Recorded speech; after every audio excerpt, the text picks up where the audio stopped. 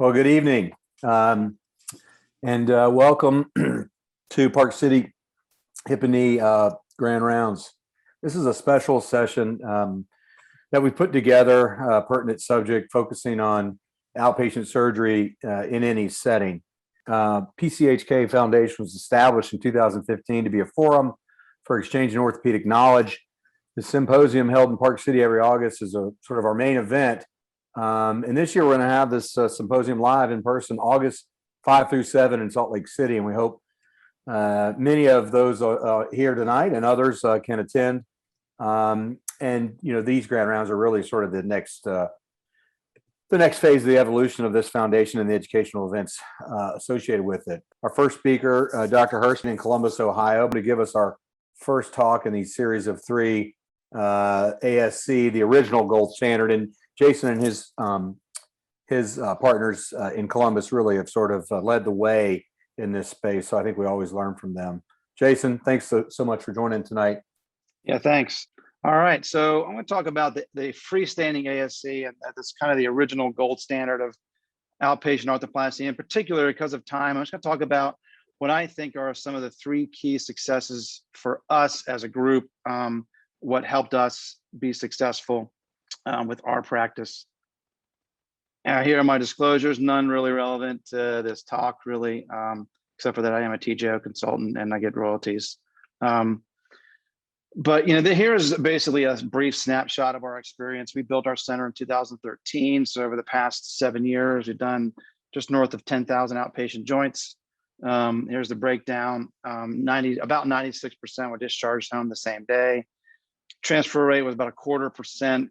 4% really stayed overnight, and about 2.75% were for a real reason. The other were just for convenience. So we felt like we have a pretty good thing going in terms of getting people out intelligently and safely. We don't cherry pick. I mean, if you look here, almost 50% of our patients have at least one major medical comorbidity amongst these options. So it's not like we're just taking the healthiest of the healthiest and doing them to get them home. The key is that we're optimizing them appropriately. Here is a look at what has happened over the past 7 years. And you can see how overnight stays have really precipitously decreased after the year 15. So obviously we've gotten better at it the more we've done. And you can see we had a little blip in 15. Maybe we were too aggressive. Maybe we didn't know what we were doing in terms of selecting patients, but now we feel like we've gotten used to it. So I'll tell you a bit about why. But to make sure that you have a successful center, I think the most important thing is to capture every single eligible patient in order to get good at this. What we do is that we verify the patient's benefits for your center before you even see it. And it's done by the practice staff in our office before the patient even is brought back to a room for an evaluation. And what that does is that gives you, as the doctors, when you see them, where you can put the patient if you decide to do surgery on them. And so what it looks like is we give a star rating to every patient. So a green star would be those patients that are ASC approved. If they're a blue star, they're Medicare. So they can go to the center, but obviously reimbursement's much lower, and you got to be careful of the finances of that. And then the red star would be those patients that have a weird insurance with absolutely no ASC benefit at all.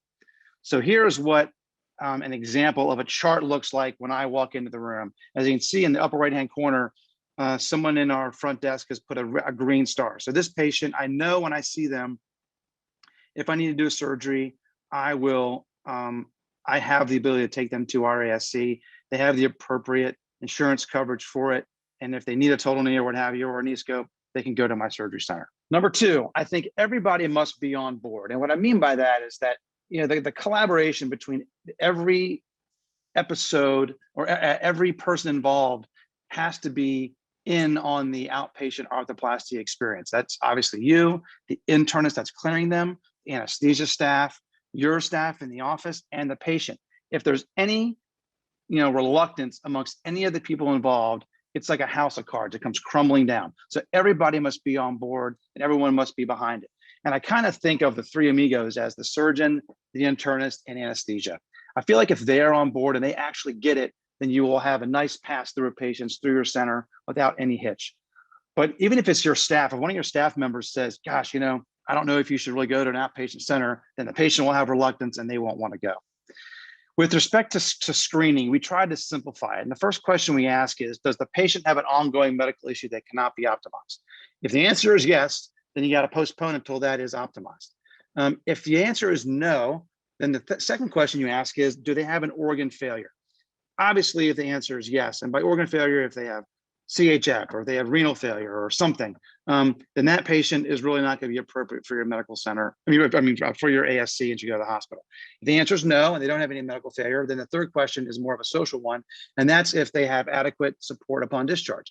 If the answer is yes, then you've gotten to the bottom of this. That then your patient can go. You can do this in a matter of seconds when you see the patient. You don't need some elaborate app or some algorithm. This is algorithm that works for us. And as you can see, we have employed this and we've gotten our rates down of transfer and overnight stay down extremely low. Number three, I think, is the other thing we all want is efficiency is critical. In order to get patients through your center and make it successful, you need to have efficiency on all steps of the process. If you look at the Webster's Dictionary, the definition of efficiency is the capacity to produce a desired result with minimal expenditure of energy, money, time, and materials. And I think it starts with these three main factors. This is one thing that we've harped on in our center. The first thing is do your blocks in pre-op, do your spinals in pre-op. The surgery, the OR is for doing operations, not for doing these things. And so you have to have an anesthesia team that is equipped for this. Number two, you have to have well-educated scrubs and techs that know their role in the operation. It's going to make you move faster along the surgery. And in addition, you can't do everything as a surgeon. So you have to be able to give up the reins to certain steps of the procedure. And that comes to well-educated scrubs and assistants. And the third thing is streamlined instrumentation. I have moved to a single tray system, but we've also converted a 7-tray system to a single tray in order to make this efficient. You want your table for a knee to look like this. Minimal stuff. You don't need the 7 trays stacked up. Trust me, your scrubs will love it. The staff will love it. It makes for easy turnover, and your turnover for a total knee can be just as quick, if not faster than it is for a knee scope. So just the take-home message, I think, as we've done about 10,000 of these, it is definitely safe and feasible. If you're not getting on board now, you better get on board. Medicare is on board. This is the way we're going to go. Number two, I think everyone who encounters this patient needs to believe in this philosophy, or like it's the house of cards concept. And I think medical optimization is what you need, not just medical clearance. So you have to have a good relationship with your medical docs in order to get these patients optimized so you can expand this patient pool. And then standardization is obviously imperative in order to have a good, efficient workflow. And that's that. Thanks, guys. Thanks, Hurst, as always. Thanks for your expertise in this space.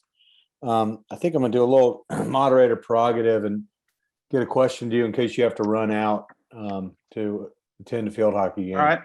Before Thanks. Dr. Tucker speaks next, but just a sort of a specific, I like the comment you made about anesthesia and where spinal and blocks are done.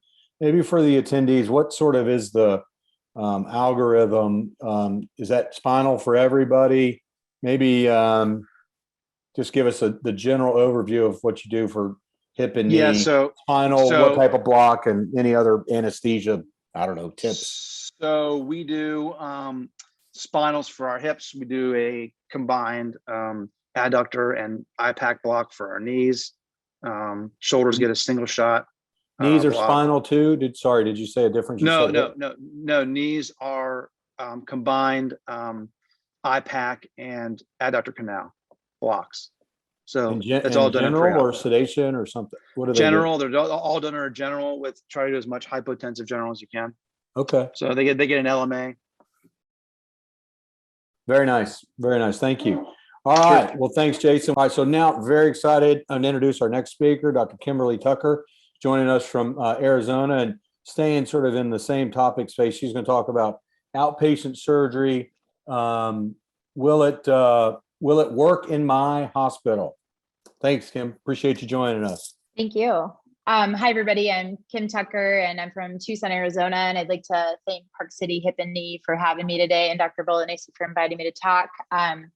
Today, I'm going to be talking about a little bit of a different situation than Dr. Hurst just talked about, where I'll be talking about setting up an outpatient surgery program in a smaller hospital. So I'd like to start by assuring you that smaller hospitals can successfully implement an outpatient total joints program. I work in a suburb of Tucson, Arizona, and this is a large, it's an area with a large number of communities of retired people. I work out of a 146 bed hospital where the majority of the surgical procedures that we do there are orthopedic surgeries. Last year with COVID, we did 1,279 total joints at the hospital, and 919 of them were done as outpatient surgeries. Like some of you, my community is very close to rural areas. A 15-minute drive from my hospital in 3 out of 4 directions lands you in the middle of the desert. In more rural areas, less resources are available to our patients, and some of the must-haves for outpatient total joints like home health visits and in-home PT are just not an option. We also don't have joint replacement coordinators or a team of staff to assist with education and discharge. As you've already heard, efficient outpatient total joints requires a team approach. Each part of that team is really important, and at a smaller hospital without staff redundancy, I think it's very important to have a really committed team. One person that I think can really make or break your outpatient total joint is the patient's caretaker. This person can be your greatest asset if you recruit and include them and set them up for success with knowledge ahead of time. Each step of your joint replacement needs to be optimized, as Dr. Hurst mentioned. So pre-op education of the patient and their caretaker is imperative. Your anesthesiologist needs to be on board with peripheral nerve blocks and low-dose spinals versus generals. We're doing a little bit differently than he mentioned. I've been using spinals for almost everybody. We're just doing a real low dose spinal blocks in the pre-op area, and then spinals either in pre-op or in the room, depending on anesthesiology preference. Most of us are using a periarticular injection intraoperatively to manage pain post-op. And in my experience, you can avoid narcotics in the PACU. That's been a really important thing for getting patients out. That's really preferable. And then patients can be discharged when they meet appropriate criteria. Giving expectations and instructions has really been, I think, one of the most important things. I have a book that I give to patients that I've compiled over the years that answers most of the questions that I was getting before and after surgery. And something like this is, it's a little bit of a pain to put together. It takes a long time, but it will save you and your staff a lot of time on the phone. Importantly, in this included are a bunch of options of how to take pain medications, because that was the thing we were getting the most phone calls about. You'll need to tailor this obviously to your own practice, but your time on this is worth it. And just wanted to mention that since switching to outpatient, I looked at the number of times that I've been called after hours over the last year. I need to mention that I don't have a PA and I take all of my own phone calls, and I've only had 12 after hours phone calls total for the whole year. So these things work. Most of us use a multimodal approach to pain management, and I include an anti-nausea medication now, because that was another thing that I was getting a lot of phone calls initially about. I send in prescriptions for pain meds as soon as I see the patients in the pre-op area so that they can be picked up before they leave the hospital. The place where we had some initial growing pains was in getting the correct pharmacy put into the EMR. So if you guys are going to start this, make sure that they have that information so that there's not a hiccup with getting the patients their pain medications. And then also you need to know where the patients are coming from. If they live 2 hours away, they need to be the first case of the day. If you see someone is real nervous about doing an outpatient surgery, you can give them reassurance, but you can also recruit their primary care physician and their cardiologist. It's really reasonable to have them see their PCP to be sure they're as healthy as they can be, and also to make sure that they have all their other prescriptions updated. And then if somebody sees a cardiologist, I standardly require a visit with those guys as well. Also recognize that doing outpatient surgery is really usually not a hard sell. Patients really prefer to be at home, and at home they have access to all of their creature comforts. And this was especially true during COVID, when they couldn't have visitors and heaven forbid they forgot their phone charger at home. This is actually good for their mental health. I feel like they gain confidence when they can get around okay right after surgery. And I always tell people, we will plan to let you go home, but that staying overnight is always the backup plan. And I think even knowing that they're not going to be pushed out the door is really reassuring for them. So changes that improved our chances for outpatient success included recruitment of our OR manager. We implemented 7 a.m. starts, and they're for real 7 a.m. We've made turnovers really efficient. I will often help open my next case. As a baby step that we took while working out the kinks in the systems, you may want to consider having your last outpatient case start by 2 p.m. We've now moved that back to 5 now that we've worked out the inefficiencies and that were initially present. As we all know, with changes in Medicare reimbursement, your hospital administration will really like the idea of outpatient totals. It's far more cost effective than keeping patients overnight and requires less staff. It's also less confusing on our end with regards to putting in orders regarding admission status. And once again, intraoperative periarticular injections, blocks if you like them, tranexamic acid. You also need to get your ortho colleagues on board with this. At smaller hospitals, oftentimes we're not all part of the same group, like you see in academics, and standardization of as many of these steps as you can get is really important to help smooth this program through. We found that this especially includes discharge instructions. And then one part of our program that has really been, I think, one of the most important and innovative is what we call phase 2 recovery. Patients at our hospital are moved from PACU to phase 2 once they meet floor criteria. And this will require your admission because you need a space for this. It moves patients onto the floor, but to a separate place. It clears out the PACU, and it's more of a launching pad for outpatients. And in our phase 2, there are 2 nurses, 1 PACU nurse and 1 floor nurse. One of the nurses who does our phase 2 was recruited because he just has a great and really encouraging personality. I think that's super helpful with this too. His direct quote regarding how he ended up in phase 2 was, "I got stuck, but I'm overly pleased with doing it." So it's been really nice to get to know some of these folks, and they're doing a great job with our patients. You really need to have people who are invested in this process and have the right personalities. And it's also important to set appropriate discharge standards for this unit as well. Post-op, make sure your patients are really well supported. This again includes education of expectations. Tell them their leg may turn purple, send them home with some dressings. I always call the patients the day after surgery. My MA and I split up these phone calls, and I feel like calling the patients makes them really happy. And then make sure that they have access to you so that they can reach you if there's an issue. So in summary, as we all experienced, COVID made it so that we couldn't admit patients for elective surgery. We needed to come up with new ways to approach doing the surgeries that we do in a safe way for patients. This situation pushed us in a direction we were headed, but really may not have approached quite as quickly. My personal experience with this has been great. I really don't see myself going back to mostly inpatient or overnight joints. In the last year, I've admitted 7 patients intentionally, and these were generally very elderly patients or folks who didn't have a good caretaker at home. I've had 4 readmissions, 2 with spinal headaches, so that's something to look out for. 1 whose husband accidentally over-medicated her, and 1 guy with urinary retention. I'm really enjoying it doing it this way, and I think my patients are too. Just want to say thanks for your attention. Thanks. That was great, Kim. Great talk. Really great demonstration of how you can really, do this anywhere, and staying in that, I guess, theme. Dr. Pelt, Chris is going to talk how you do that at the University of Utah, sort of the academic setting. And Chris, thanks for your time again tonight, and always look forward to hearing from you. Take it away. Hey, thanks, Bolo. Dr. Ducker couldn't have said everything any better. I mean, every point was spot on, and it almost mirrors what we've done at the academic institution. I'll get into a few of the sort of nuances of academics. The interesting thing is, we don't have an ambulatory surgical center. Here's some disclosures, including the TJO disclosure that I think is pertinent from a sponsor to this symposium. There's a challenging environment. The way I get paid, interestingly, is not by salary. It's not by, sort of just the concept that I work at an academic institution and show up to work and get paid.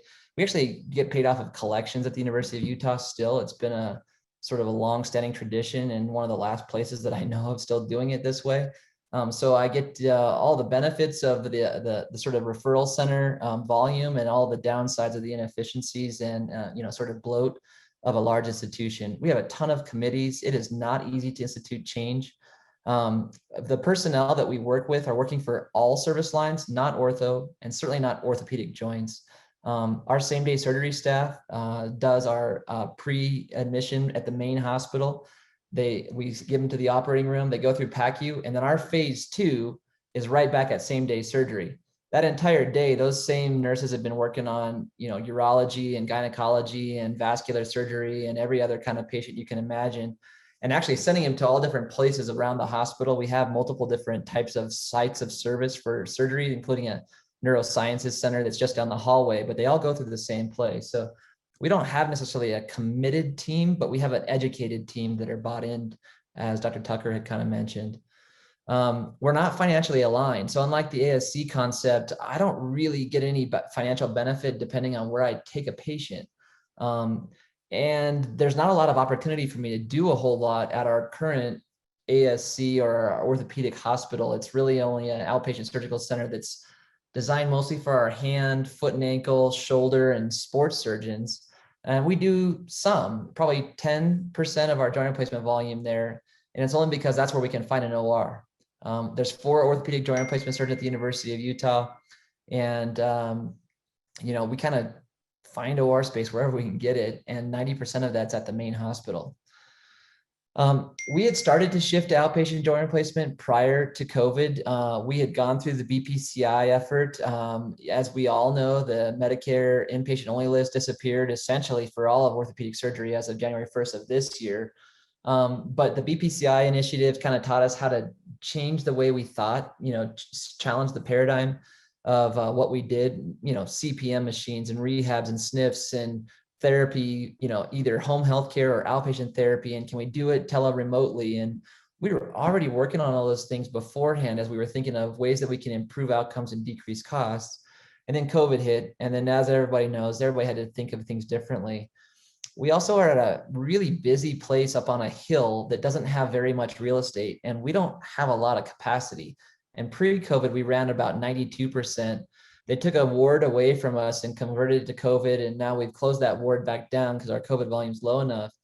And yet, as we reopened the entire hospital, added a whole new floor, we are running currently without COVID volume really being an issue at all at 96 to 98% constantly.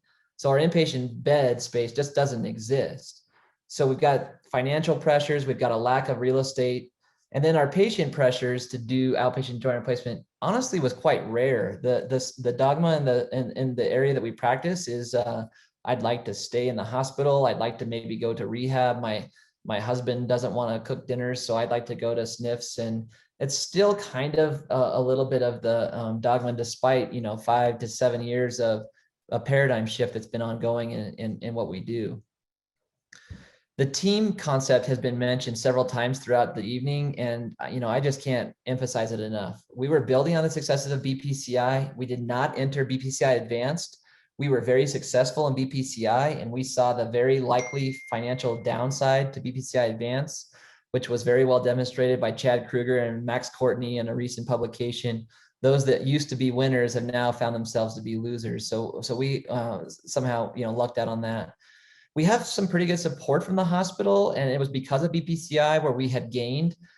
We were able to kind of give a little bit of a one-to-one nursing coordinator, as well as a nurse case manager for the service.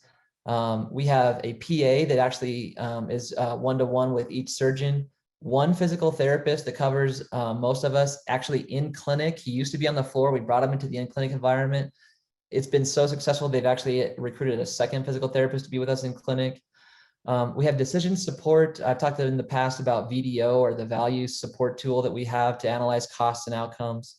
We have an anesthesiologist, a single point person, and I'll get to that in just a second, because our hospital system is so large and it's really difficult to make change. And a lot of it isn't the way that we do surgery, it's the way that we care for the patient around the surgery that's making the difference to get people home. We have OR administration and managers on board, nursing services, both same-day surgery, PACU on the floor and in the clinic. We have our pharmacists, we have home healthcare. We developed this new concept, although we've really decreased the utilization of home healthcare in the last 7 to 8 years. There's this new opportunity that we found existed, and COVID kind of highlighted it. It's these patients that get admitted for convenience. They come from a long distance. We're a referral center. They come from Montana, Wyoming. They come from all parts of the nation. It's a 4 to 7 hour drive. It's a 6 hour flight. It's whatever it is. Or it's the social admission where I have stairs. I live at home alone. I can't go home the same day. And we kind of just decided that there's an opportunity for us to intervene here, utilizing home healthcare to go either to a hotel room if they needed to stay in the area overnight, or to their home to help them climb the stairs. As soon as they got out of the hospital, they were called, and the home healthcare team would meet them at their home and actually help them walk up those stairs to get into their house. There was a therapist and a nurse that would meet them there, and we called this Heal at Home. It's been, not really highly used because we've had such success in just the education and the preoperative, expectation setting and management stage that Dr. Tucker had mentioned that really makes a difference. But if there's some barrier to somebody going home, we're trying to achieve that. And I don't know if there's other ways that they described that. Last night at the August spring meeting, I heard about the surgical home a concept, and I still don't really understand what that is, but I think it's a little bit about getting all the stakeholders involved, including anesthesia and medicine and surgery and even home healthcare all on the same page. And I think that's kind of what we've been trying to achieve here. Let's see.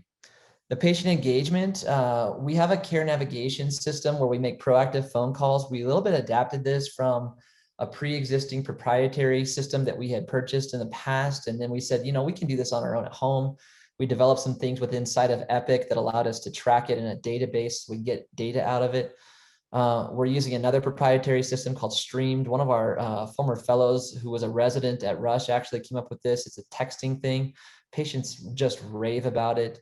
We're involved in the bimobility study with the Apple Watch, and we use MedBridge. So these are all proprietary things, none of which require a huge amount of dollars of investment. And honestly, asking the university to pay for anything is like pulling teeth. I mean, it's just impossible. So we're really doing a lot of this stuff as either research and or with very low costs on our end. Sorry, let me go back one. So we mentioned the team. We have an every other week meeting, and you can see it goes things like administrative things, Epic, order sets, interpreter services. We found that our English as a second language is a huge barrier to getting people home because there's a lot of lack of education on the front end, a lot of lack of clarity on the day of surgery, and then a lot of confusion on the after side. And it's really not fair that if a patient doesn't speak English, they should be at a disadvantage to the opportunities that exist with the outpatient system. We have joint case manager who was assigned from our inpatient space and then reassigned to the outpatient space. And now what we found is taking them out of clinic and actually having them do most of their duties, but sitting in same day surgery where our phase 2 recovery is after PACU. They can actually help those same day surgery nurses additionally launch our patients and overcome most obstacles, DME, home healthcare, medications and pharmacy issues, you name it. And they've just been absolutely vital to this. We mentioned pharmacy, delivering medications. Dr. Tucker mentioned calling before they even have their surgery, getting them ready. Their family can go pick them up before they get out of the operating room. Predictive modeling, we work with bed board to understand the capacity issues intraoperatively, where we have things. Anesthesia is a really big deal. Expediting discharges, if they go to the floor, maybe they can still go home on the same day, or they're gonna maybe stay overnight. But our overnight stays are really the rarity now. Those are the quote inpatients, which Medicare doesn't pay us for anymore. So everybody's admitted as a bedded outpatient. I already mentioned the Heal at Home, and then this is administration.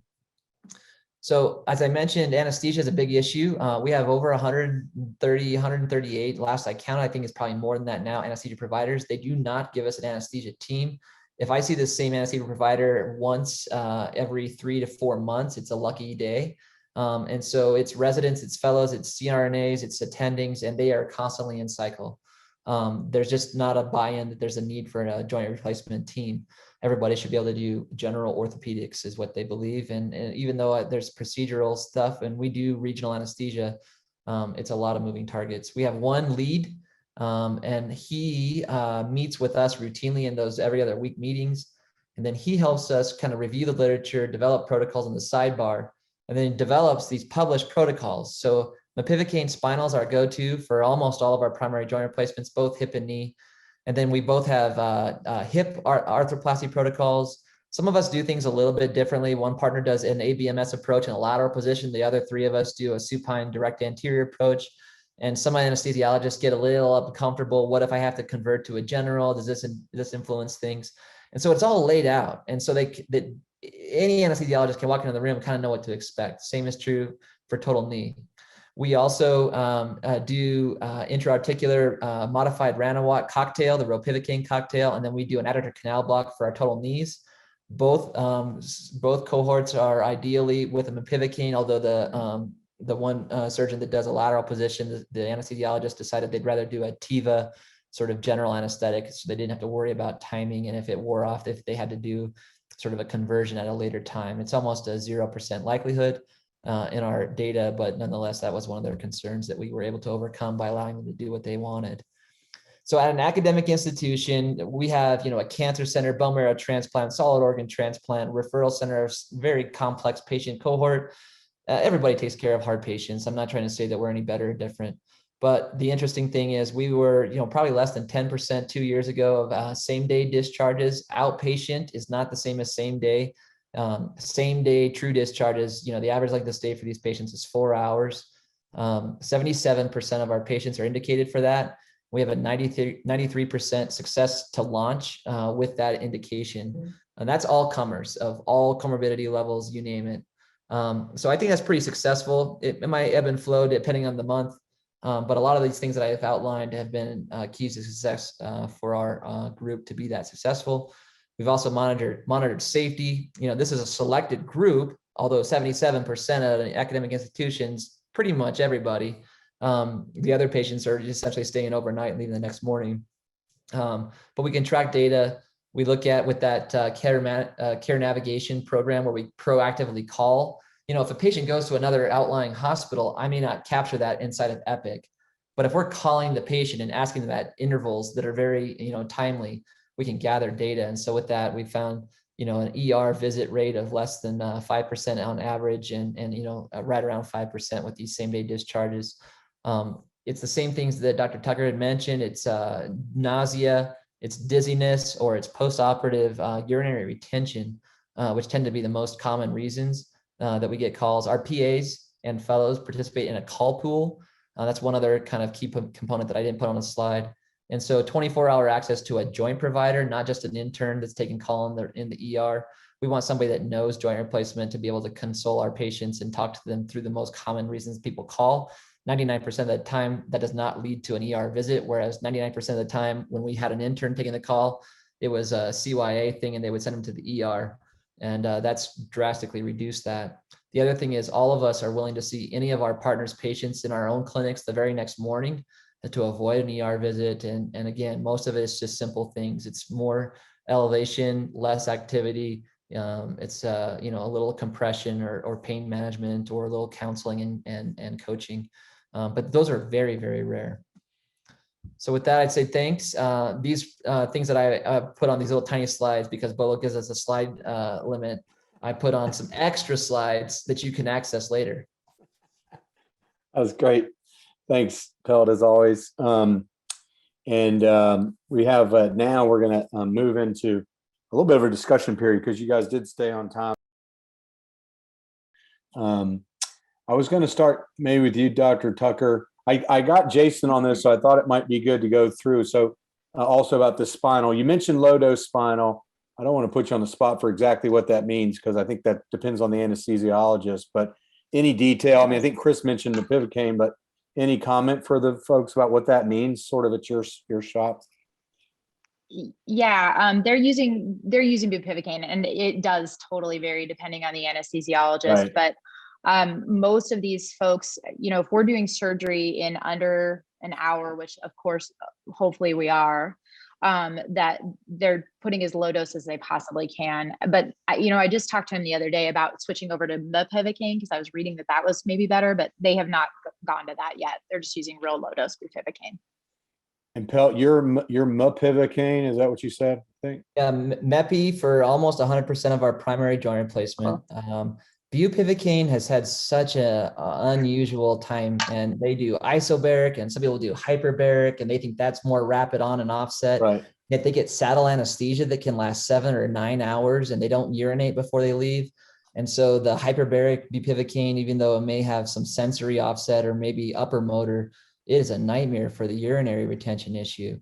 We went to mepivacaine. It has a very reproducible sort of 1 hour and 45-minute duration. When they hit the PACU, they are moving.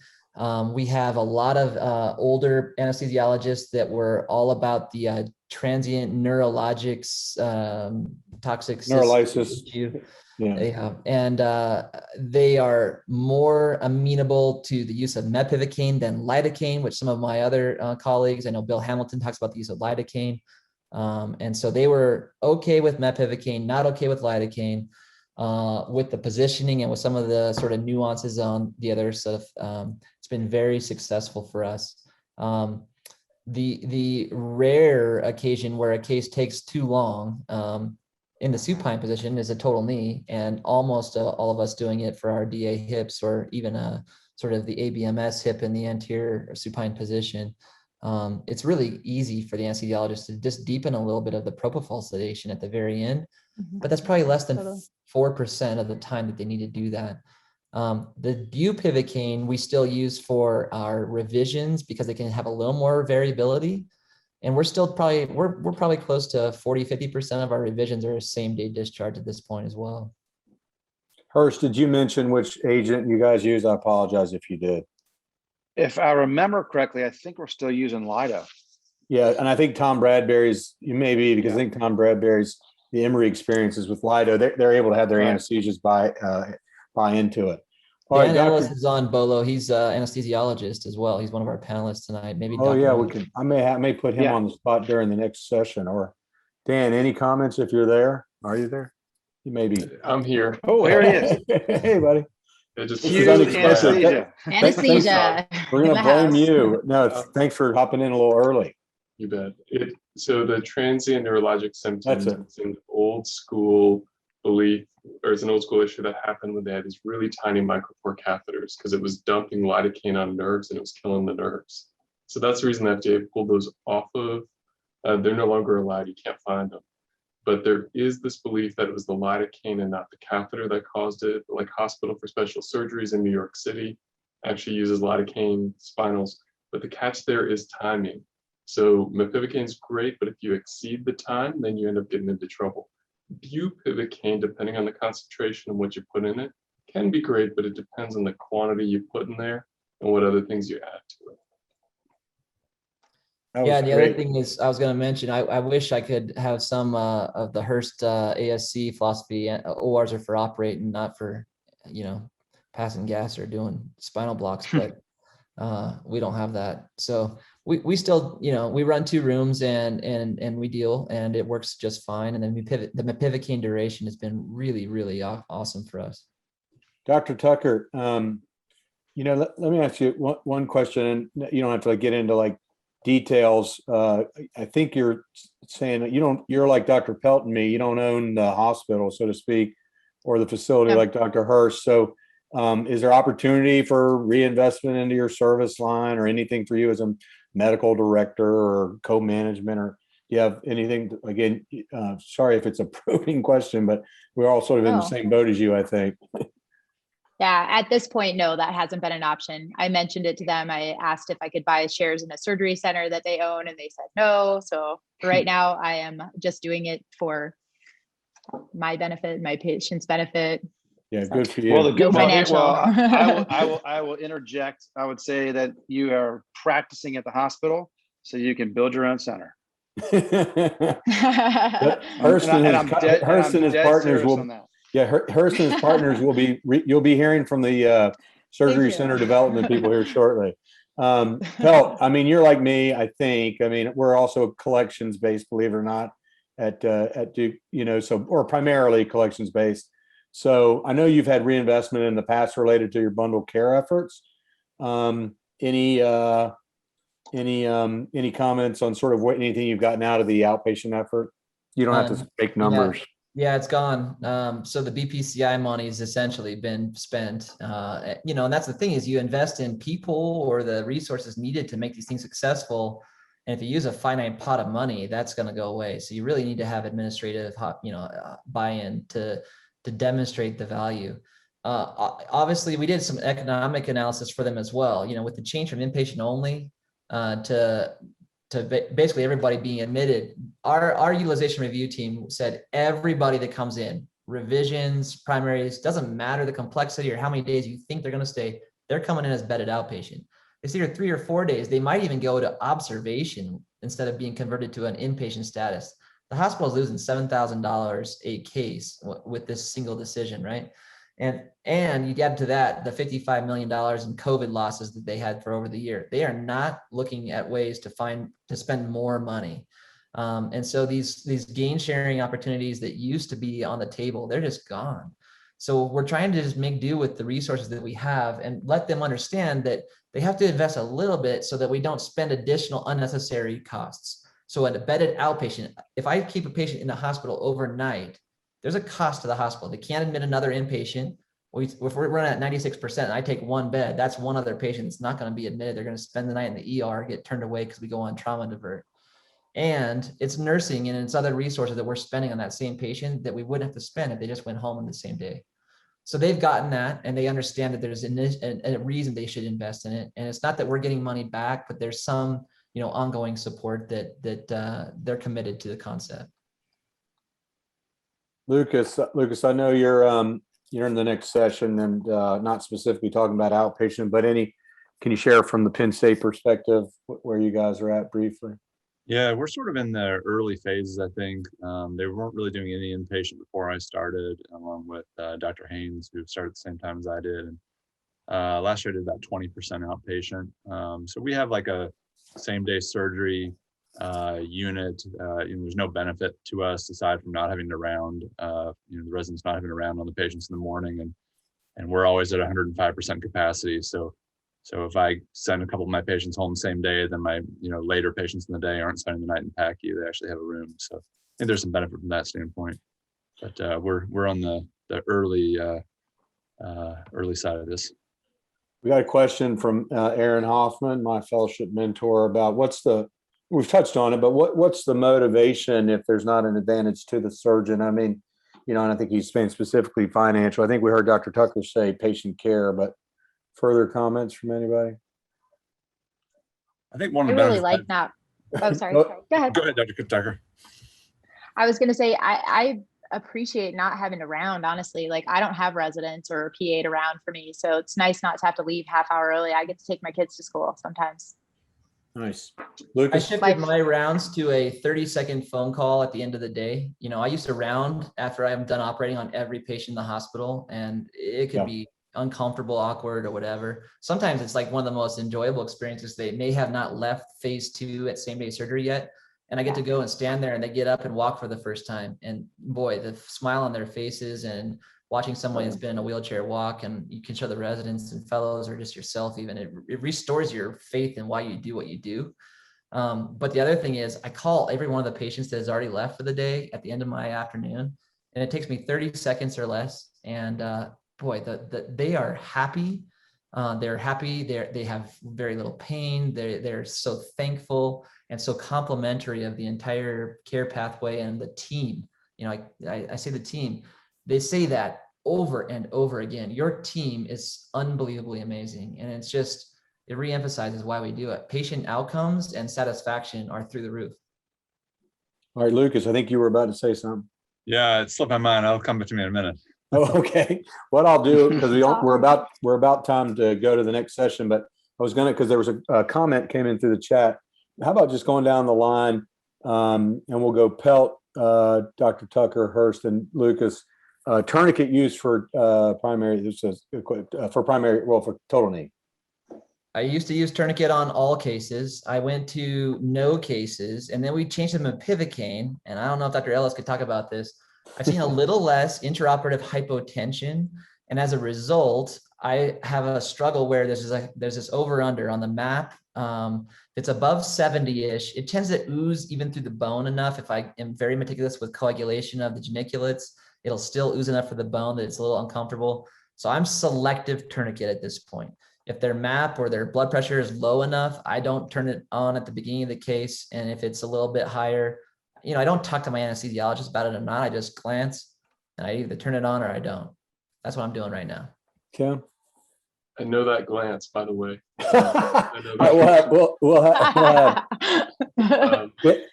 Having Kim, never worked with Dr. Pelt. I'm always tourniquet. okay, Hurst, I tried for a while not using it and it was just a mess. you're like me. Because we're not doing spinals for our knees and just doing blocks, we use tourniquet all the time, and blood scares me. So All no right, blood. Nikkel, Yeah, tourniquet unless the vascular people tell me that I can't. great. Dan, do you have any comment about the mepivacaine thing? What Pelt's seeing? Is that in his head, or is that maybe real? No, I'm going to give a nuanced answer. It depends on the dose of the spinal. So to make sure we have an apples to apples comparison, we have to be specific in how much ropivacaine, bupivacaine, mepivacaine is being used in terms of the sympathetic block that goes along with it. So it's tough for me to call out one agent in particular without knowing more about it. Then there's other things, it's like the level of sedation, how much propofol, do they Yeah. use Presidex or not? And that can have a hypotensive effect. And there's a whole bunch of other variables that aren't even protocolized that are variable to anesthesiologists. And I just stopped worrying about it. I like not using it actually. And it's not that scary when you have good blood pressure control. When the blood pressure's up, it gets a little bit too much for me. And I just got tired of stuff splashing around the OR. Well, thanks, guys. We're going to move on to the next session, and basically, I'm going to I'll allow myself to introduce myself, but I do just want to make a couple of comments. Again, some housekeeping, and basically, this is the midway point. At the end of the session, we are going to have a link to a survey. You can fill that out to help us with content going forward. And there'll be a separate email with a survey sent to address CME accreditation. And with that, I'm going to give a talk that sort of, will stay in this space of outpatient. It's got a little bit of a COVID slant to it. I shouldn't say a little bit. It's real, and it's sort of our experience at Duke. It's probably a little bit like Pelt, but it's a little bit more just about what we did from a standpoint of, making a change specifically during COVID, not just maybe sort of around COVID. Anyway, transition to outpatient during COVID. Is the topic here, and my disclosures. The TJO conflicts are probably the biggest, although I don't think it really applies to this topic, specifically. Anyway, COVID changes. So, like a lot of us, we didn't operate outside of emergencies for 6 weeks. We eventually got to where we did this. We wrote a paper about this tiered approach and how we tiered cases and, sort of prioritized when it was still pretty strict related to the number of COVID admissions in the hospital. Then, we'd already been doing it like a lot of people had said, but we started saying, well, maybe these people that aren't going to come in and take up a bed for an unpredictable amount of time are some good patients to be operating now, because we wanted to take care of what was an increasing backlog. And to do this, we needed to ramp up our program. So, we had to change our usual approach. You've heard a lot of this stuff. This is what we usually do.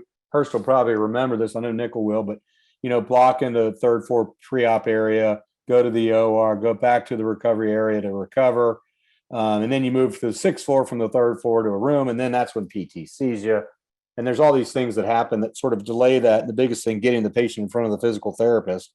But like things like what we call PACU hold, transport delays, room cleaning delays, so you can't get out of PACU, discharge delays, so you can't get out of PACU. All these things that people that have worked in a large hospital setting, or probably maybe any hospital setting, sort of come to understand. I, sort of saying, do we have any options? And, one of a VIP case I did myself, this is my college football coach, and we kept him in this sort of one part of the hospital and let him leave the same day. He was very motivated to get out of there. And basically, this is Mac Brown, who's back as a coach at University of North Carolina, where I played as an undergraduate. And, he went to this one part of the hospital that was sort of separate from what we normally use. And we recovered him there just to avoid sort of the headache of him and his VIP status. And I suspect people have done this with other patients for similar reasons. But this area was called the surgical care unit. And I have to be honest with you, I didn't really, know much about it, and it's actually on the third floor, and Duke's a big enough place. We have a whole separate OR pavilion sort of next to the original OR pavilion. So a total number of, I think it's up to 54 operating rooms. And this had been used previously for overflow in this VIB case, like I referenced. It's multiple surgical specialties. There's actually an extender on site that's sort of paid for by the hospital. But the question was, could we get PT, DME, and pharmacy service to actually show up there? Because it would require sort of a change, like Pelt was talking about, a change in the normal care delivery, which is hard to do in a big, big place like that. And it's literally, I walked over there one day because I'd only been there before when Coach Brown had surgery, and I started looking around and like, there's these bed spaces that they number from 70 to like 103 or something. Maybe it's 108. So they're relatively unused. It's got this unbelievable waiting room. And I will tell you, this part of the OR is used. They just don't, this is, I guess, space that's probably underutilized in total, particularly the recovery part. It's just the basics in one of these bays. It's got a bed, it's got a TV. We had them bring in some stairs for clearing folks for PT. And that was helpful, but they gave us access to a couple of beds. Everything's there, everything you need to do surgery. It's all sort of double stocked and superiorly stocked, such that you can get what you need to care for the patients, including nursing staff, and certainly this physician extender for medical issues. It's small. It's 12 beds. Again, it's called the surgical care unit. It's nothing overwhelming, but these 12 beds are available, and we use them pretty aggressively, obviously, on the days that we're in the OR with multiple rooms going. And we try to get the folks there that are the early cases that we're trying to motivate to get out of the hospital, because we started to piece together this opportunity about how to get people down there that had to continue and make sure the patients got out therapy, DME, et cetera. So how'd we do? I think, like Pelt was showing, you got to look at the data. This helped us. We have a lot of dashboards. This is our combined total joint and spine dashboard. These dips are around COVID. The detail here is not critical. This is, sorry, I'll just advance one. This is sort of the second page of this, and this is just knee only. And this just looks at, you can see where during COVID we dripped to nothing. And I just show this to show that we recovered. I mean, this dashboard's helpful because you can look at case cost and 90-day return and 30-day return and ASA and length of stay. But I think the more important dashboard is really this one, which is, again, this is our inpatient specifically versus outpatient. You can see, we're not quite where Pelt and them are, but our number has increased pretty steadily after the COVID month, and we're up to 47%. Now that's the true same day discharge. That's not counting the other ones, that, like I think was mentioned, where you may stay to the next day under 23 hours. And again, we're not the experts like Hurst and Keith and those guys in Columbus, but I think we've shown even a place like Duke, that's a pretty large, hard boat to turn around, a hard boat to steer, you can do it. So it can be done. And it's by no means perfect. We still struggle to get folks out of the PACU, and that's maybe a point for discussion after the next two talks, just to get them cleared and into the next phase. I like some of what I heard about different phases of recovery tonight. We, after a certain point in time in the day, it's hard to get some of these logistics to actually continue to happen. Meds to Beds is a service where they bring the prescriptions to the patient. We all know from what we heard about changes in Medicare, we are eventually going to have some that have to go to a true ASC setting and not just an HOPD sort of setting. And that's something that, we have a solution for. And I do think in doing this, like others said, we've improved care.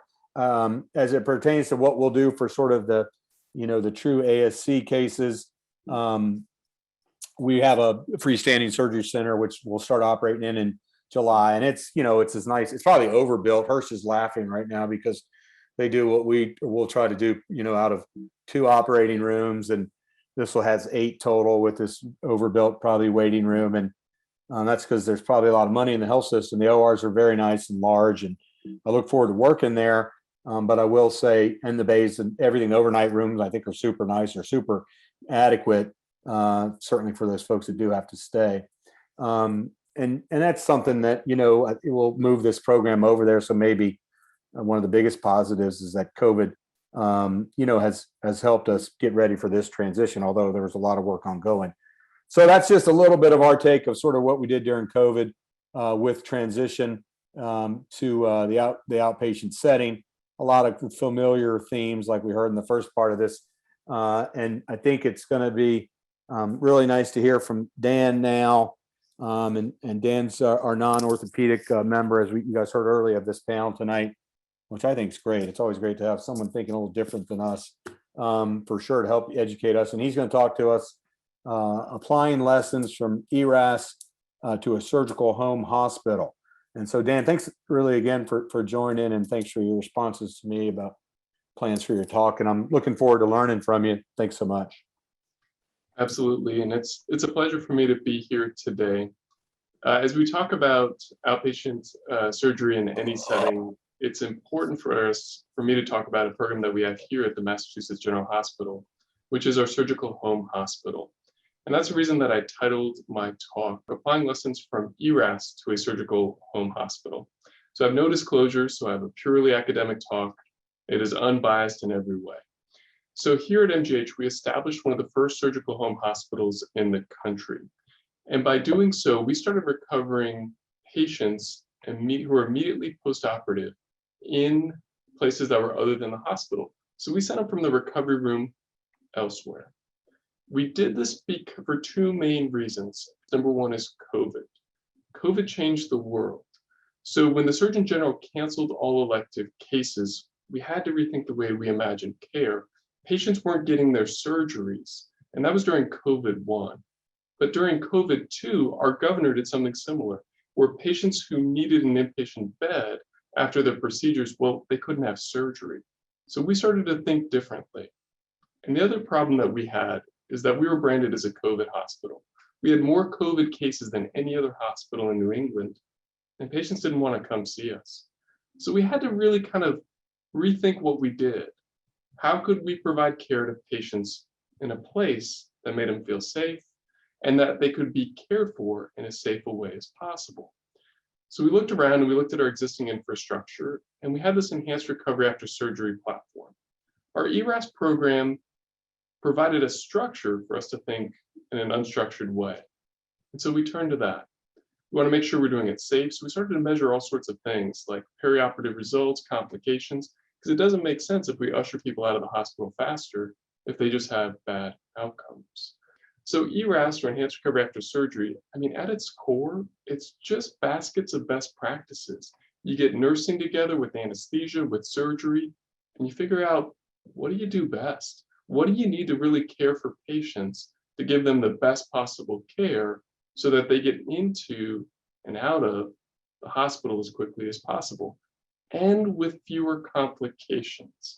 And that's something we really got to spend a lot of time on, because I mentioned before, it's all for naught if the patients end up with a serious complication if they just bounce back to the hospital. Well, we have statistically significant decreases in our length of stay. And we have statistically significant decreases in our complications. So we are late to ERAS at MGH. We started in 2016, and many of you all started long before us. We started with colorectal surgery. It was a surgeon-driven initiative where the surgeons did all the work. But my other role is that I'm an associate medical director in our physician organization. And so as time passed and as we grew, well, the PO became involved, and we started adding more and more infrastructure to this. Eventually pharmacy, perioperative medicine, the hospital corporation, they all got involved. And on Saturday, we're launching our 10th service line, which is ERAS CABG for coronary artery bypass grafting. So that's going live in a few days. And we just started bringing more and more people to the table. And that's how we learned how to be successful in these non-traditional approaches to care. And that's the reason we turned to ERAS for the surgical home. Well, the results, well, they speak for themselves. We've created 1,700 bed days with ERAS, and we had to think about how we spoke on this. In fact, we changed what we use, our nomenclature. We started talking about bed years because the number was getting to be so big. And this translates into real dollars.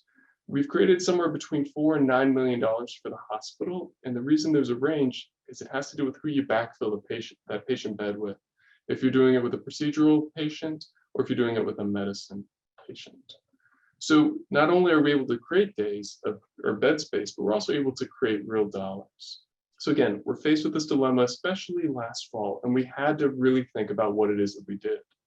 So in 2020, we were one of 6 hospitals that received an initial waiver from CMS to receive reimbursement to recover patients at home. So this is for medical patients. This is designed to take COPD, CHF patients and recover them at home. You get the same inpatient reimbursement rates as long as you provided hospital level care to these patients. But no one really talked about procedural services. And so we raised the question, okay, we're not allowed to do procedures on patients that we admit to our main hospital, but what if we recovered them at home? What would happen? Would we get paid? Would the patients have a good experience of care? Could we build the infrastructure that we needed? And we learned that, yeah, we could. We created ERAS style pathways for our patients. In our previous, the previous panelists have talked about how you have a rotating cast of characters on the anesthesia side. You may go several months before you see the same anesthesiologist. Well, we wanted to minimize variability. So what we did is we created very prescribed pathways from pre-op, intra-op, and post-op for these patients. So that way we could send them home. And we didn't want to cherry pick our patients either. We wanted to demonstrate real results. So we took big procedures, big cancer procedures that were going to have blood losses of somewhere on the order of 500 cc's or more, and we sent them home. These are open prostate pathway. That's the pathway you're looking at right now. As I mentioned earlier, in the CMS waiver, we had to make sure that we provided hospital level care to patients. We're recovering patients not at our main hospital. So we have to have transportation, pharmacy, food available to the patients. We have to make sure that they're seen by surgeons, by physicians, by nurses, that we have a nursing care plan that we document on, that PTOT is available, speech pathology if we need it. So we set all this up. We leaned into the existing medical home hospital infrastructure because we were providing some care for patients at home, the CHF patients, the COPD patients. Well, we turned to them. We turned to that to help. So these are our patients. There are 3 cohorts, and we'll talk about each in turn. When we started this, we were starting to figure out how we could get patients home early. And those are the light blue patients. So this is pre-COVID. So maybe we could shave a couple days off, open up our capacity. We run at over 100% capacity on a regular day. That means patients sleep in the ER because we can't get them into a floor bed. Well, those are the blue patients. Then COVID hit. So now we move to the green cohort. And here's where we start to reimagine patients. We start sending services to patients before they're admitted to the hospital. That doesn't really apply to the group of patients we're talking about tonight. But the dark green really do. So in the dark green, we started sending patients from the PACU home. An ambulance came, picked them up, sent them to their home, sent them to a hotel nearby. And then we were able to monitor them. We sent paramedics to the patients. The paramedics made sure that the patients were seen. A virtual visit occurred with the surgeons. Earlier tonight, we heard about how when you round in the phase 2 recovery, you see people walk for the first time that hadn't walked in a while. Well, a bond is formed when an iPad turns on and a patient's propped up in a bed smiling at you. It's an unusual experience when they're in their own home or if they're in a hotel room. And it's pretty cool, actually. I sat in on several of those Teams meetings late at night.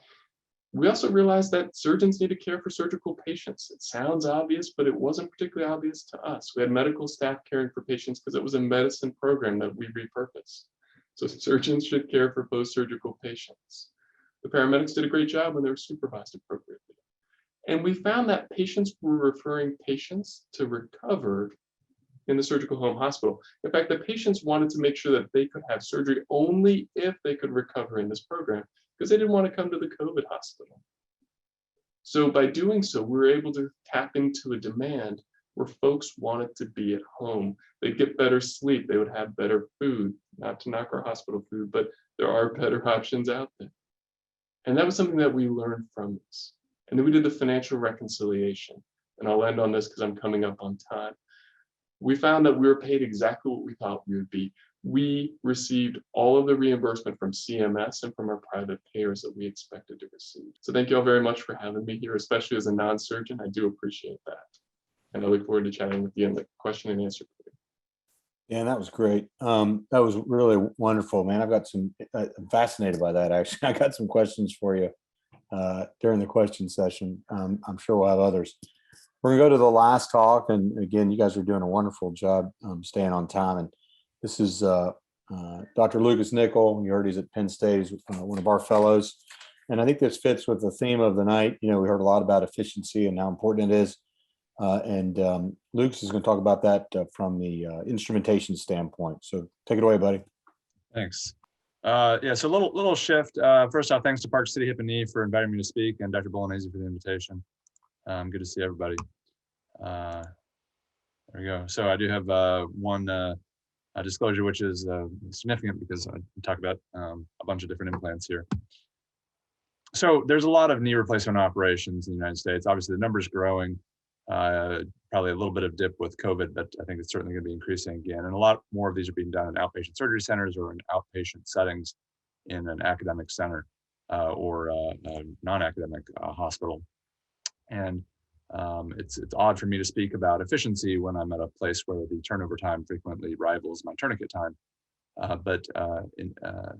What we basically, or what I kind of realized at some point, was that most modern implant systems have pretty similar mid to long-term patient outcomes. There's a few outliers, and but you can look at registry data that everything that we're using is pretty good.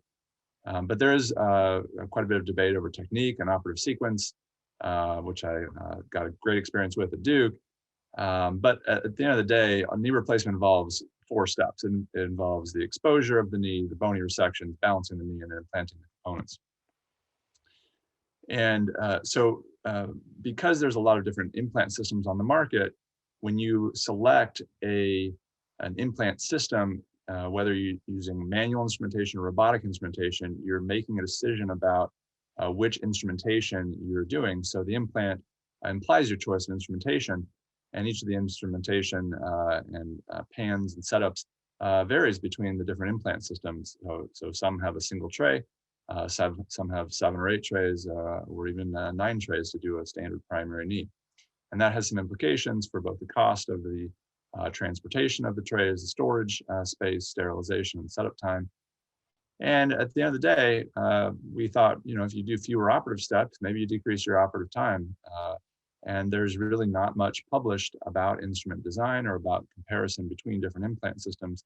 And so we wanted to try to find out if instruments can improve efficiency. And this led to a problem, which is, what is operative efficiency? And although you can look it up in Webster's dictionary, there's a bunch of different things that you can consider in terms of how knee replacement efficiency comes to be. And so you can look at the time to complete the operation, and that can be surgeon dependent, that can be the technician dependent. When you're teaching residents, it can be resident dependent.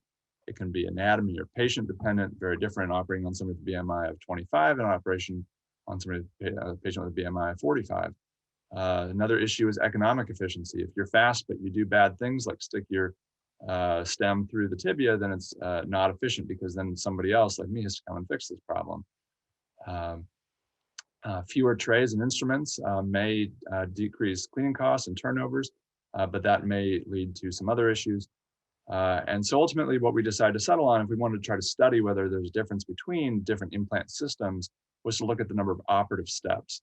And so what we wanted to do was to determine the essential steps, determine which steps don't add anything to the operation, and then find out if some instrumentation systems would facilitate fewer operative steps. We tried to take the lean principle and lean thinking model from Toyota and apply that to knee replacement systems. We basically broke it up into instrument assembly steps. So some instruments, before the surgeon can even use them, have to be assembled on the back table by the scrub tech.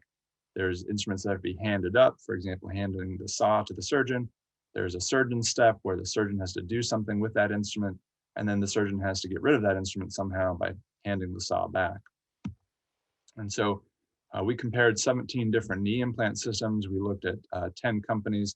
I didn't have any industry funding or input on the study, although a lot of the implant systems at our hospital were nice enough to volunteer to look us or to let us look through their trays. We looked through all the manufacturer published technique manuals, and we used the instrument trays when we were able to access them. And then we developed basically a standardized technique with discrete preparation of the femur, the tibia, and the patella. And then we applied that to each of the systems to see if there was a difference. And we basically compared total steps or step count for each system. We did it for both CR and PS knees if the implant had a PS option. And so we basically looked at all these different steps, add them up, and then we found that with cruciate retaining knees, the number of steps required to complete an operation with different implant systems that we studied ranged from 159 to 225 steps, which was a 41% variation between the different implant systems. And when posterior stabilized knees, there was it was a few more steps because of having to do box preparation, and a little bit less variation, but overall more steps. And so in the cruciate retaining knee, what we found was that there was a pretty big variation, and a lot of the smaller companies that had design instruments and knees kind of more recently and weren't relying on legacy implant systems or instrumentation, found ways to be a little bit more efficient. But the three implant systems that I want to highlight were the Arthrex, the Biomet Vanguard, and the Smith & Nephew. And the big reason that each of these were the fewest number of steps had to do with how they attach the implants to the bone. And so in Arthrex, they actually don't have an instrument for doing the patellar cut. So it's a freehand cut. And so there's no instrument, therefore there's fewer steps. With the microplasty instrumentation from Biomet, instead of securing the 4-in-1 cutting block to the femur, you're actually holding it on there with an instrument, basically with a handle. And the Smith & Nephew Legion, in their tibial preparation, basically secured the tibial keel guide with a single speed pin, and that was a little faster than some of the other instrumentations. And so there's some trade-offs that take place when you're not securing things to the bone quite as well, and there's a potential for increase in recuts, but that's how some of these implants found faster ways or fewer steps to be able to complete the operation. For the PS knee, again, the Arthrex had the fewest steps for patella preparation, and Smith & Nephew Legion had the fewest steps for tibia. Ortho Development had fewer steps for the femoral preparation because it's kind of a unique sequence that they did that wasn't really applicable with the other systems that we really couldn't apply to make the other systems quite as fast. So there are a lot of caveats, and there's a lot of ways to measure efficiency. Although we were measuring step count, there's certainly some arguments that fewer steps may not be better. Fewer steps are good if they're just as accurate. If they increase the chance of needing recuts, then they're not better. So sometimes more robust instrument fixation to bone can actually be beneficial. And sometimes additional steps can be engineered to allow customization or balancing options for difficult cases. And so some implants that may not allow you to modify things for really difficult cases, like the knee shown on the right. And then obviously some implant companies do a really good job of customizing or modifying the instrumentations to improve performance or efficiency. And although we didn't study that, when we did use some customized instrumentations, we were able to make some implants the most efficient of all of them. And so one of our sponsors was TJO. And actually with one of their custom instruments, we could make that the most efficient knee on the market. So what we found basically was there's a lot of variation between the different implant systems and the required steps, but it has a lot of meanings in total knee. And it is more than just the time to complete an operation. But we thought that the study and trying to understand how the instruments could improve efficiency was a worthwhile approach and might provide some benefit for implant companies and for surgeons to figure out how to streamline their instrumentation to reduce surgical steps and their instrument trays needed for the operations. That's it for my talk. So we can go into the next panel. Thank you. Thanks very much, Lucas. That's great. We do have some time here now for some discussion, and I was going to start with Dan. Dan, really fascinating talk, and I want to make sure I understand. You guys got this money to sort of deliver care, outside the hospital at home. You mentioned CMS and the payers. I apologize if I missed this part. Was that just related to COVID, or is this something that started before COVID, or has its? I thought I knew a lot about CMS and reimbursement, but you're educating me tonight on that particular model. So I was a little humbled. If you could just re-explain that to me, that was incredible. Yeah, so to combat COVID, CMS made a rule which said that you could receive reimbursement at the inpatient rate outside of the hospital at home if you met a few criteria. So the patient had to receive that same level of care if they weren't that they would have gotten had they been in an inpatient bed. So we were one of 6 sites initially. I think it's expanded up to 23 now that have done that. That's great. And so, from a standpoint of, I guess, this, you mentioned them leaving, let's say like PACU, and straight to EMS, I think you said, and getting out of there. Any comment or sort of insight on, I just sort of think about how in the world, how much would that disrupt, sort of our current, nursing pathways, or, just the bureaucratic challenge there.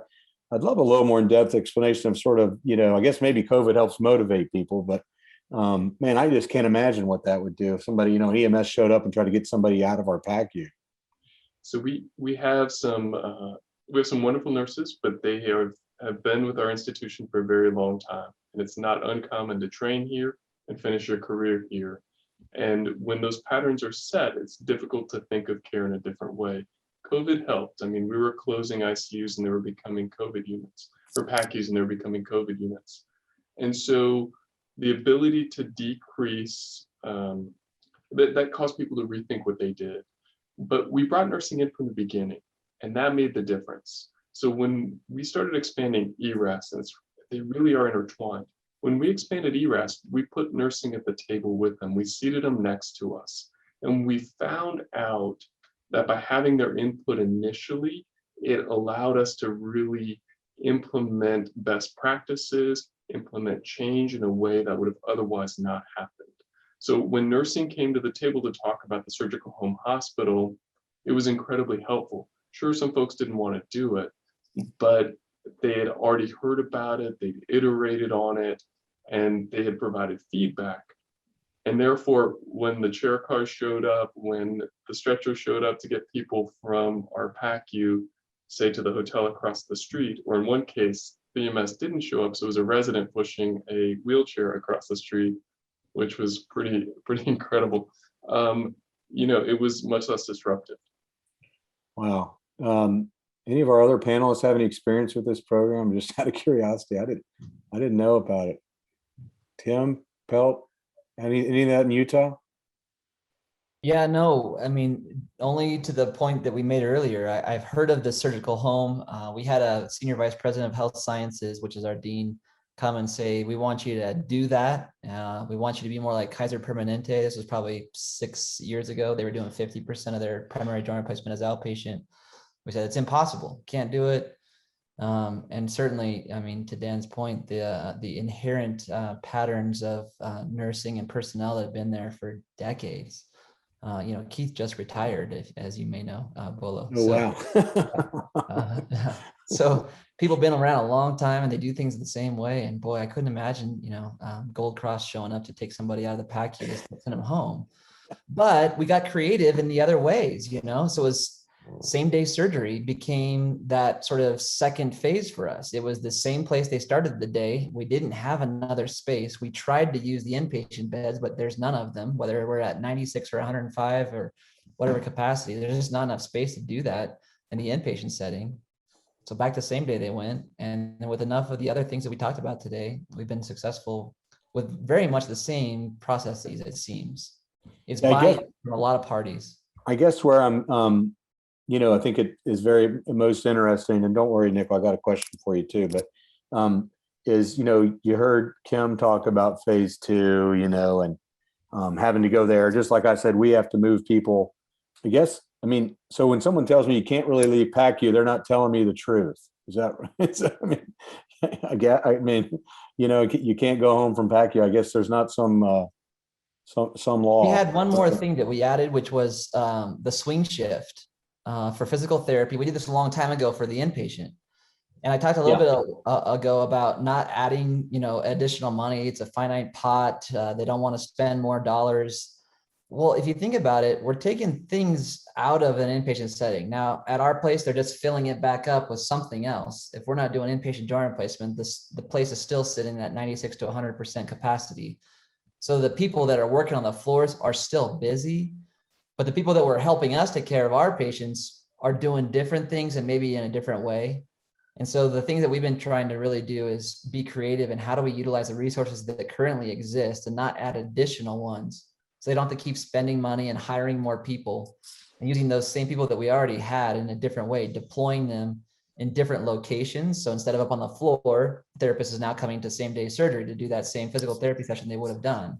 Yeah. And that therapist that used to have an 8 to 4:30 job, well, they split that whole team up to a 8 to 4:30 shift and a noon to 8 p.m. shift.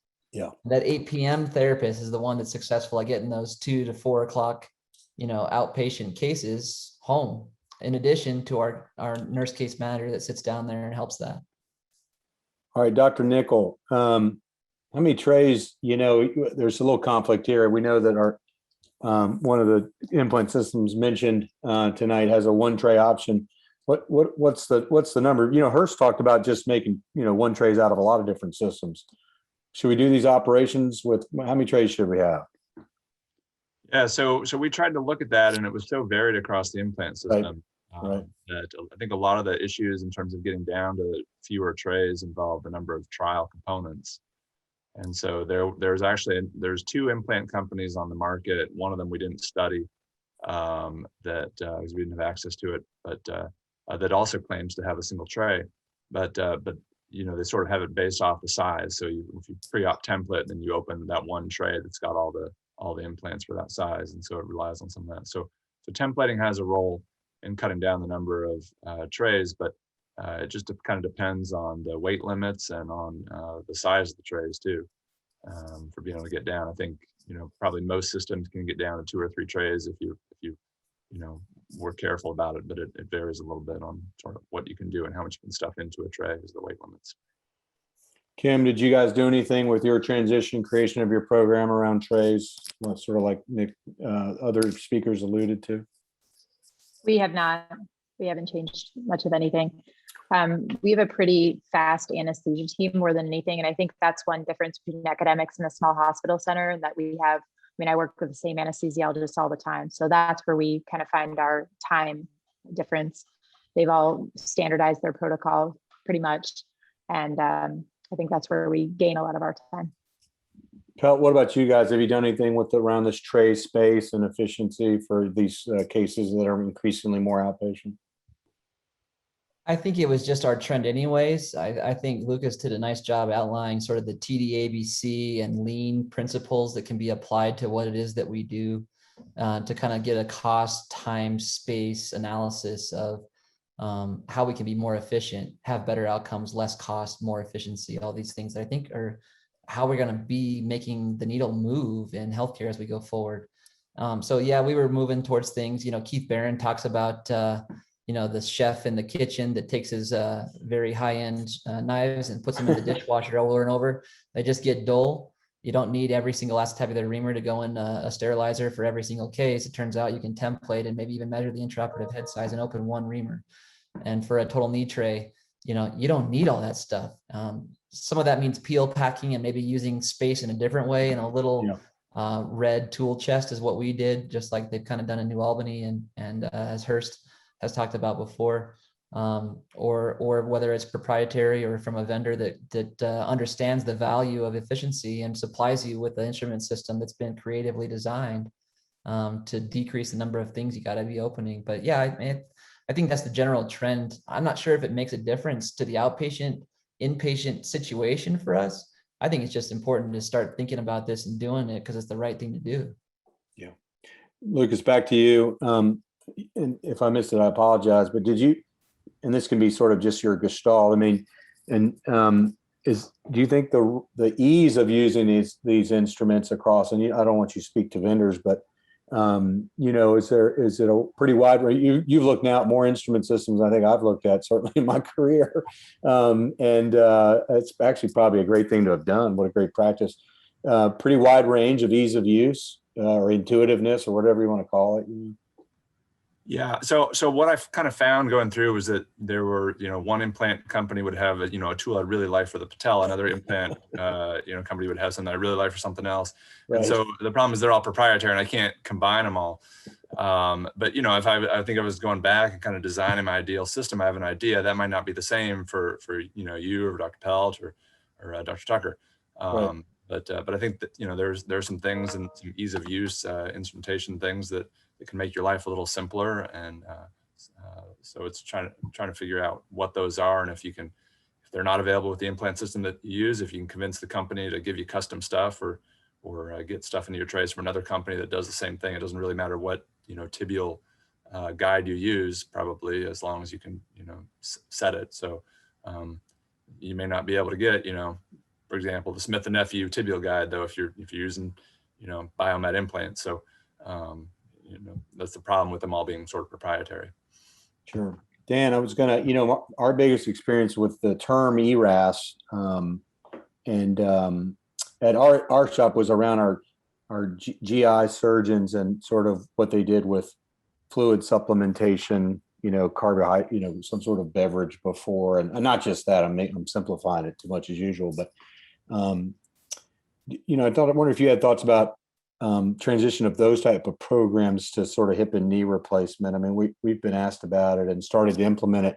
Our biggest concern is actually doing it a little bit over some concern about hypotension in the early postoperative period, but love your take on that. I know it's a little bit outside exactly what you talked about, but I think a little bit relevant. No, I'm in charge of ERAS for the NGPO, so your question's perfectly timed.